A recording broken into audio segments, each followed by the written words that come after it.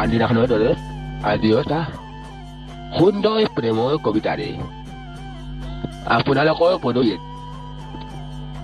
মই উপস্থিতি হৈছো।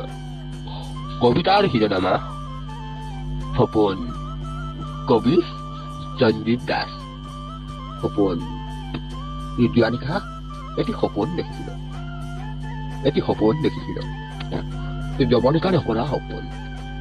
সেই সপোনৰ ৰাণী আছিলা তুমি। তৰালী মাথো তুমি আৰু মই বহু কথা পাতিছিলো।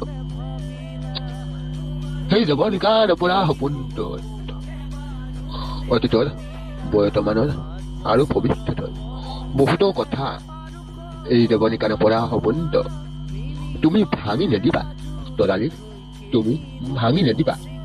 সপোনৰ কাৰেংঘৰ সাজিম দিও, তাত থাকিব মাথো আমাৰ মৰম আৰু ভাল পোৱাৰ প্ৰতিশ্ৰুতিবোৰ। ধন্যবাদ।